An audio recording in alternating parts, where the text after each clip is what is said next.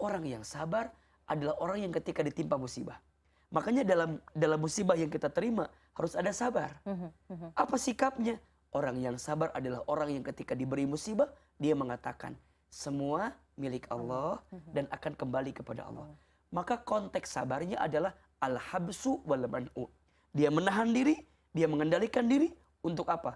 Untuk bisa makin dekat dengan Allah Subhanahu wa taala. طلع البدر علينا من Bismillahirrahmanirrahim. Alhamdulillahirabbil alamin. Allahumma shalli ala sayyidina Muhammadin wa ala alihi wa sahbihi ajmain. Amma ba'du. Di antara sikap yang harus dimiliki oleh seorang hamba dalam hidupnya adalah sabar. Apa itu sabar? Sabar itu secara bahasa artinya al-habsu wal man'u. Artinya menahan diri dan mengendalikan diri untuk tidak melakukan sesuatu yang mengundang bencinya Allah. Itu sabar. Jadi sabar itu tidak identik dengan diam. Sabar itu tidak berarti putus asa. Bukan. Sabar itu menahan diri dan mengendalikan diri terhadap sesuatu yang mengundang bencinya Allah.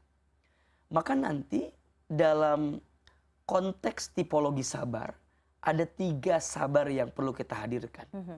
Yang pertama, as-sabru min ta'atillah. Sabar dalam ketaatan kepada Allah. Sabar dalam menunaikan segala perintah Allah. Sabar untuk patuh terhadap apa yang Allah minta dalam kehidupan kita. Misal, di bulan Ramadan, kita berpuasa. Iya kan? Nah, puasa harus sabar. Betul. Karena berat. Iya. Bentuk ketaatan. Bentuk ketaatan kita kepada Allah. Salat qiyamul lail. Terbangun di waktu malam, berat. Maka sabar. Menahan diri, maunya sih tidur lagi. Maunya sih ya udah enggak usah salat tahajud misalnya. Tapi karena dalam rangka memenuhi ketaatan kita kepada Allah, maka kita singkirkan rasa malas kita, kemudian kita bangun dan dirikan salat tahajud. Sabar dalam ketaatan. Yang kedua, as-sabru an tarkil ma'asi. Sabar dalam meninggalkan maksiat. Sabar dalam meninggalkan semua larangan Allah. Ada kesempatan berbuat maksiat misalnya. Tapi kita tidak menjalankan itu, artinya kita tahu ini dosa. Kita tahu ini salah. Maka kita tinggalkan dosa itu. Perlu sabar. Mbak Mila dihadapkan dengan mohon maaf misalnya ada pilihan nih. Di depan mata kita tuh ada harta yang menggiurkan. Wah. Kalau diambil enak, tapi tahu ini haram. Tapi kita tahu ini sesuatu yang bisa mengambil hak orang lain. Maka kita memilih untuk sabar, tidak mengambilnya. Karena kita tahu ini diharamkan oleh Allah Subhanahu wa taala. Betul. Contoh lagi, ya kita lagi puasa. Ada makanan di dapur. Bisa aja kita makan. Iya. Icip gitu ya. Pas apa enggak karena buat buka gitu. Ya kalau icip dikit.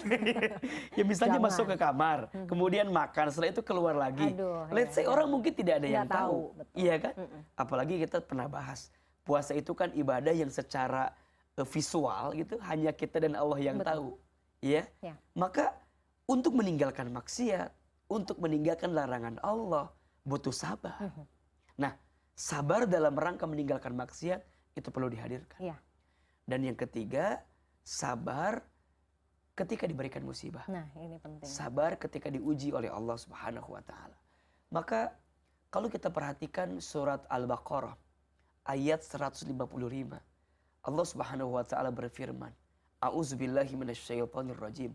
Walanabluwannakum bisyai'im minal khaufi wal ju'i wa naqsim minal amwali wal anfusi wath thamarati wa basyiris sabirin. Dan pasti kami kata Allah akan menguji manusia dengan sedikit rasa takut, rasa lapar, kekurangan harta, kegoncangan jiwa dan buah-buahan. Ini semua kabar gembira bagi siapa? As-sabirin, bagi orang-orang yang sabar. Siapa orang yang sabar itu? Lanjutkan ayatnya. Alladzina idza asabatuhum musibah qalu inna lillahi wa inna ilaihi raji'un. Orang yang sabar adalah orang yang ketika ditimpa musibah, Makanya dalam musibah yang kita terima harus ada sabar. Apa sikapnya?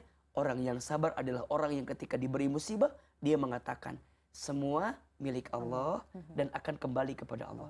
Maka konteks sabarnya adalah al-habsu wal man'u. Dia menahan diri, dia mengendalikan diri untuk apa? Untuk bisa makin dekat dengan Allah Subhanahu wa taala. Makanya dari musibah itu nanti ada dua efek gitu, Mbak Mila. Ada musibah berbuah anugerah. Ya, ada yang musibah itu memang menjadi musibah yang sebenarnya. Bagaimana cara melihatnya? Musibah akan berbuah jadi anugerah, bahkan menjadi berkah ketika dikasih musibah tambah dekat sama Allah. Itu namanya musibah yang berbuah berkah dan anugerah.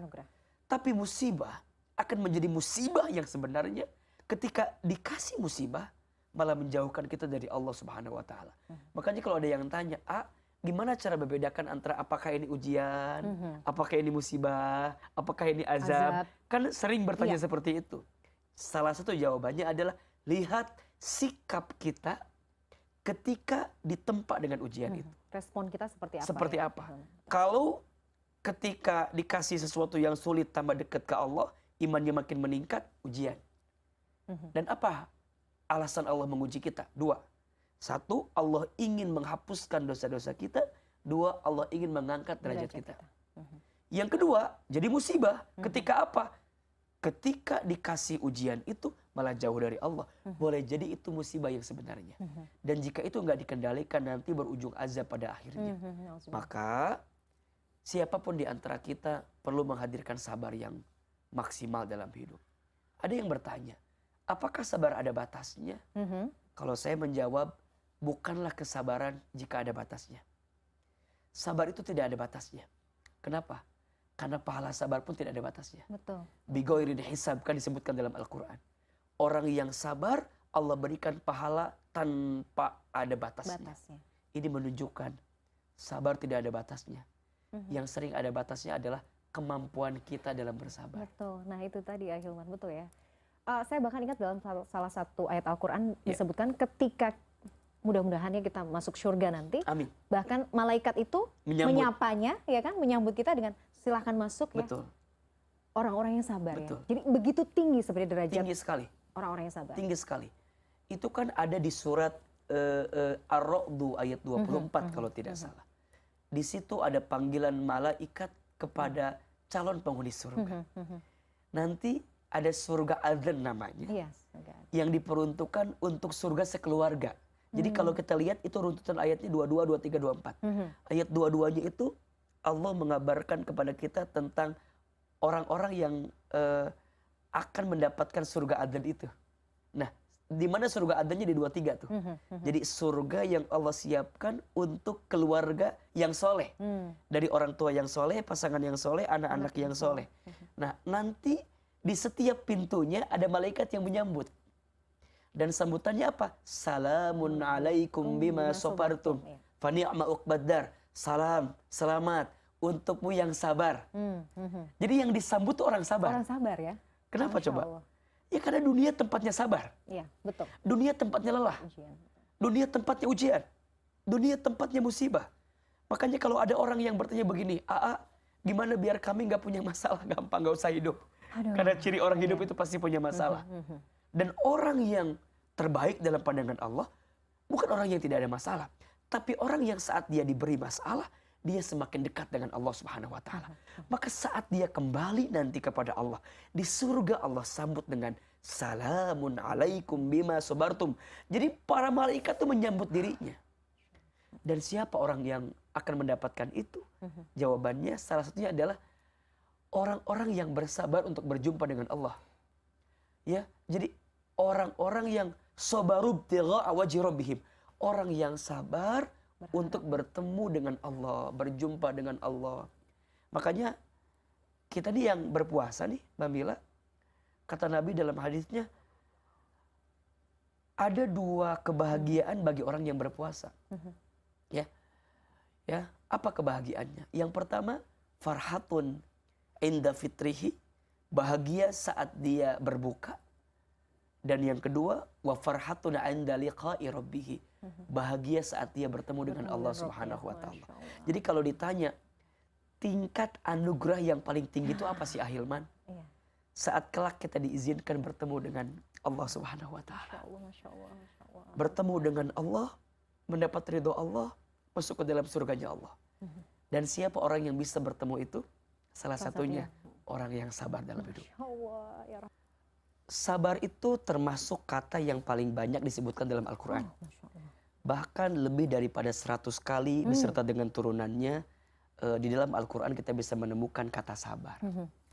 Nah, kenapa sabar dan sholat seringkali disandingkan? Ada beberapa alasan. Salah satunya, dua-duanya adalah cara kita untuk meminta kepada Allah. Ya, sabar itu termasuk amalan hati yang paling berat. Sekali. Dan sholat termasuk amalan badaniyah juga yang berat. Betul. Maka keduanya adalah dua jalan istilahnya untuk meminta kepada Tuhan tentang kebaikan dalam diri kita. Dan tampaknya saya baru sadar, dua-duanya saling melengkapi dan Iya. menguatkan. Iya. Iya. Maka nanti alasan kedua, sabar dan sholat tuh nggak bisa dipisahkan. Iya. Orang nggak mungkin sabar kalau nggak sholat. Ya. Orang nggak mungkin sholat kalau nggak Nggak sabar. Ya. Karena nggak mungkin orang bisa sholat kalau nggak sabar.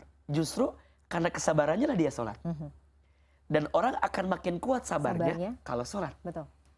Makanya kalau ada yang nanya begini, Aa, gimana ya kok kayaknya berat sekali sabar saya. Evaluasi sholat. Karena orang akan menemukan kekuatan dalam sabar ketika dia sholat. Ya. Ya.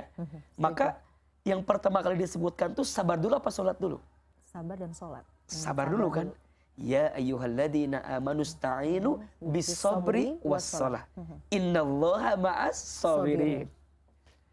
Ini yang menarik. Yang disebutkan pertama adalah sabar, kemudian sholat. Walaupun itu ada wawunya waw atof ya. Maksudnya waw persamaan gitu. Yang tak bisa bukan berarti selanjutnya ya. Tapi sama, bersamaan. Bersamaan, berbarengan ya. Tapi ujung ayatnya innallaha ma'as sabirin. Sesungguhnya Allah bersama dengan orang yang sabar. Ini seakan-akan kata kunci gitu. Bahwa sabar adalah amalan hati yang bisa menguatkan amalan badaniyah yang lain. Setuju. Bamila bisa puasa karena sabar. Bamila bisa bayar zakat karena sabar. Bisa berangkat haji umroh karena sabar. Iya? Bisa menahan marah karena sabar.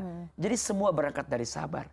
Dan sabar akan semakin kuat ketika dimaksimalkan sholatnya. Betul, betul. Maka sholat oleh Allah diperintahkan kepada kita 5 kali dalam sehari.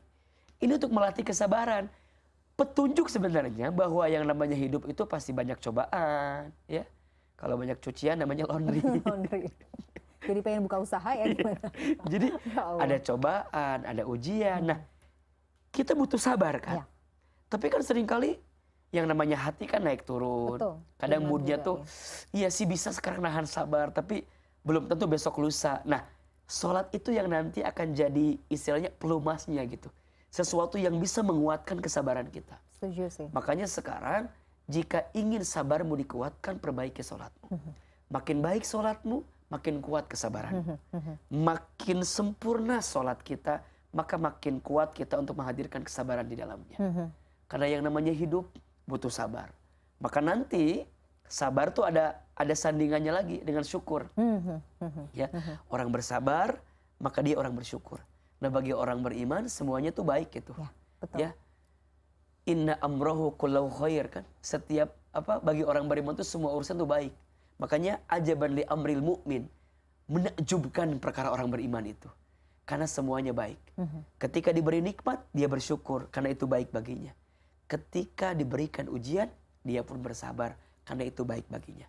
Maka sabar adalah tanda kebaikan seseorang.